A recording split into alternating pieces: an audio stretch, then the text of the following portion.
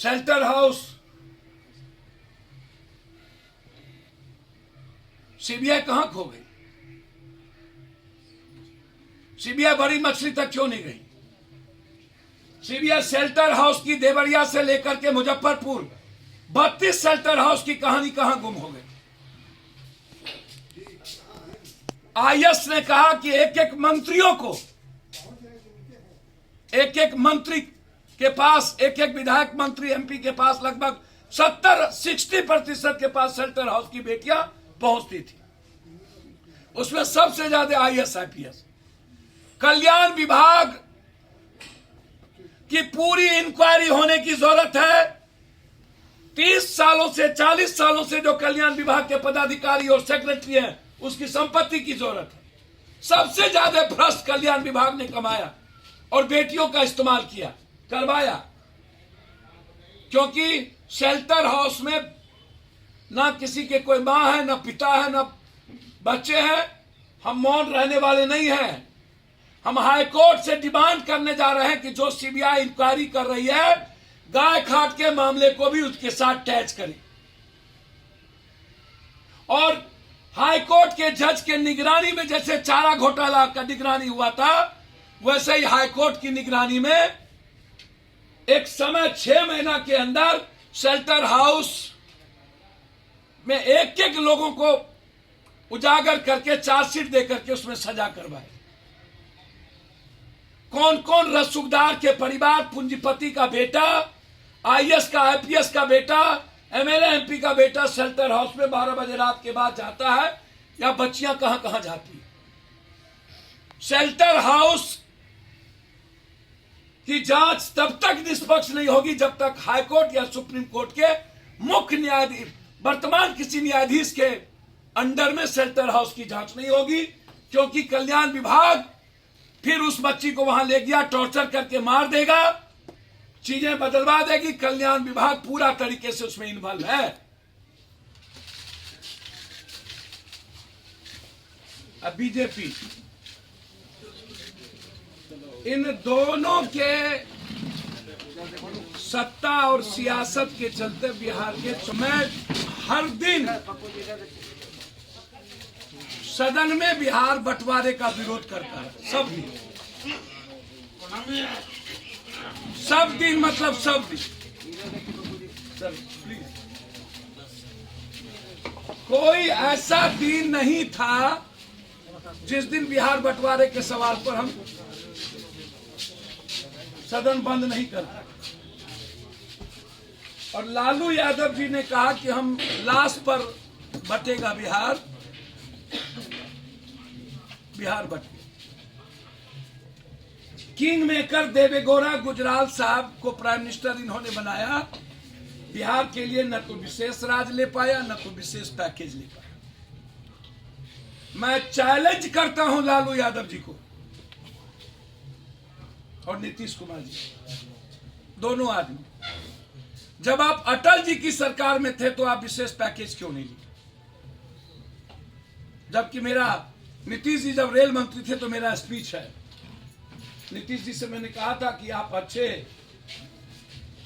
Rail मंत्री हैं, बिहार के लिए विशेष फैक्ट्री और बाढ़ के सवाल पर, पर्यटक के सवाल पर विशेष पैकेज आप डिमांड कर लीजिए,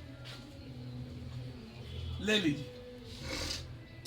हम नीतीश जी के साथ पूरी मंत्रिमंडल अटल जी से मिले थे, बिहार के जो मंत्री थे एमपी, विशेष पैकेज और विशेष राज के लिए, लेकिन नहीं मिला। तब तो नीतीश जी थे उस वक्त,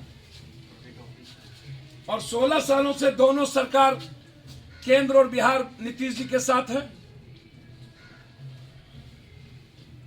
फिर ये दोनों भाई नीतीश जी और लालू जी बिहार विशेष राज और विशेष पैकेज को राजनीतिक पॉलिटिकल एजेंडा बना के क्यों रखा हुआ? वोट की राजनीति क्यों करते हैं? पॉलिटिकल इवेंट्स क्यों करते हैं विशेष राज और विशेष पैकेज? यह लड़ाई तो सिर्फ पप्पू यादव ने लड़ी। हम, मेरा चैलेंज स्वीकार करें दोनों आदमी, कभी लोकसभा के भीतर विशेष राज्य के सवाल पर और विशेष पैकेज के सवाल पर मंत्री रहते और नहीं मंत्री, कांग्रेस में भी ये रेल मंत्री थे, कोई एक बड़ा बयान लालू यादव जी सदन के भीतर बिहार के सवाल पर जनता के सामने वो डॉक्यूमेंट लाए। फिर जब आज कुछ नहीं है तो ये बिहार की जनता के आंख में धूल क्यों झोंक रहे? इतना बड़ा ठग फरेबी, ये दोनों आदमी 16 साल 15 साल सत्ता में रह करके बिहार के लिए नासूर हो गए। आज जो लगातार विशेष पैकेज, विशेष राज, नीति आयोग, गरीबी, नीति आयोग पहली बार बिहार को गरीब प्रदेश नहीं कहा है। नीति आयोग बिहार को लगातार दुनिया का सबसे निचले पदान पर कहा है। हेल्थ में, एजुकेशन में, एजुकेशन सेक्टर में, फूड प्रोसेसिंग में, फैक्ट्री में, इकोनॉमी, मानव सूचकांक में, पर व्यक्ति पर कैपिटा इनकम और पर्यटक में सबसे कम खर्चा पर्यटक में और फूड प्रोसेसिंग में भारत में और दुनिया में कहीं हुई है तो वो बिहार है। 16 और 15 सालों में दुनिया का और भारत का सबसे कम खर्चा करने वाला पर्यटक में बिहार और फूड प्रोसेसिंग में बिहार, जिससे हम सबसे ज्यादा निर्माण करते हैं। पर्यटन के क्षेत्र में बढ़ावा देने की बात सर, सीता की ही नहीं, वाल्मीकि की भी, लोरी की भी, सरहेस की भी, मंडन मिश्र की भी, चाणक्य की भी, बुद्ध की भी सर्किट नहीं हो पाया, नहीं कर पाए हम राजगीर को, नालंदा को, वैशाली को, केसरिया को। सीता के बारे में मैंने यह कहा, जब राम का अयोध्या हो सकता है तो सीता का अयोध्या सीतामढ़ी क्यों नहीं?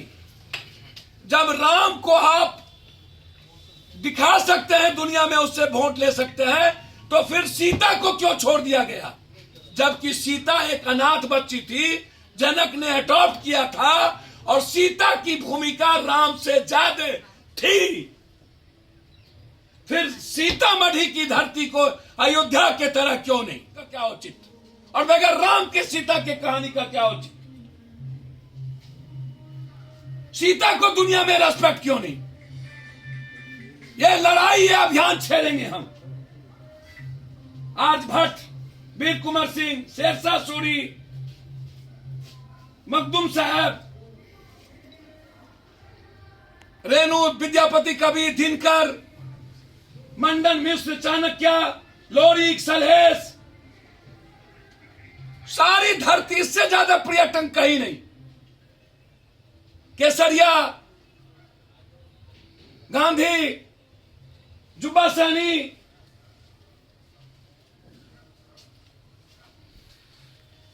चुहरमल, लेकिन पर्यटक विभाग नहीं, खर्चा नहीं, बाढ़ के रोकने पर खर्चा नहीं। 16 साल 15 सालों में इन्होंने बाढ़ से और ज्यादा क्षेत्रफल को इसने बर्बाद कर दिया, दोनों मिलकर। से बिहार की जनता को धूल क्यों झोंक रहे हैं? यदि हिम्मत है तो डॉक्यूमेंट निकाले। और विशेष राज्य का विरोध सबसे पहला हमने बिहार बंद किया था, पूरा जब झारखंड और बिहार था, हम पूरा रेल ठप कर दिए थे। लेकिन सत्ता के लिए, सियासत के लिए लोभी बन करके बिहार की जनता आज जो बेहाल है, उसका सबसे बड़ा देन लालू यादव और बीजेपी और बाद में उसके गठबंधन नीति से। इसलिए मैं पूरा किताब बनाने जा रहा हूं कि कब कब हमने विरोध किया और कब कब विशेष राज्य और विशेष पैकेज के लिए बना। दूसरा चीज, गर्ल्स हॉस्टल है, वह सरकार के अंडरटेकिंग में वो गर्ल्स हॉस्टल चलनी चाहिए, जहां सुरक्षा का, मानक का, सीसीटीवी कैमरा का, और वहां पर कौन बेटी कौन बहन किस हॉस्टल में रहती है उसकी पूरी लेखा जोखा थाने के साथ सरकार के पास रहनी चाहिए। वह मेरी बेटी हो या किसी की बेटी, किसी की बहन, क्योंकि गर्ल्स हॉस्टल जहां है वो सुरक्षित नहीं है। बहुत क्लियर है, क्योंकि हमारी बेटी का ना तो कोई मां यहां होती है, ना पिता, ना भाई, ना लोकल गार्जियन। फिर हम किसी प्राइवेट नर्स गर्ल्स हॉस्टल में बिना किसी के चारित्रिक certificate, character certificate, girls hostel के मालिक का पूरा सर्टिफिकेट कि उसको गर्ल्स हॉस्टल खोलने की इजाजत किस मानक पर मिलनी चाहिए, क्योंकि वो बॉयज हॉस्टल नहीं है। गर्ल्स हॉस्टल के अगल बगल मेरा मांग है कि बॉयज हॉस्टल नहीं होना चाहिए किसी भी कीमत। जब कॉलेज में और स्कूल में गर्ल्स हॉस्टल के अगल बगल बॉयज हॉस्टल नहीं होता है तो फिर शहर में क्यों? यह सिर्फ मेरा सवाल नहीं है, पूरे बिहार के हर घर की बेटियों का, जो पढ़ती है, जो बच्ची को पढ़ाना चाहती है, उसका सवाल। इसलिए मैं गर्ल्स हॉस्टल का मानक तय करना चाहता हूं, उसमें गवर्नमेंट इस प्रक्रिया को फुलफिल करे। जो घटना दोनों बच्ची के साथ हुई है उसकी इंक्वायरी एसआईटी से, कल हम उस बच्ची से मिलने गए थे। पहले भी वो लड़का बाजार में इन दोनों बहनों को घूर चुकी है, देख चुकी है, और वो लड़का साइको नहीं था, ड्रग्स नहीं लेता था, वो टेलीफोन से पहले बात किया है और सोची समझी साजिश के तहत ये घटना घटी। एसपी साहब से मेरी बातचीत हुई है, पूरी जांच चल रही है, 3 बार हम बात कर चुके हैं।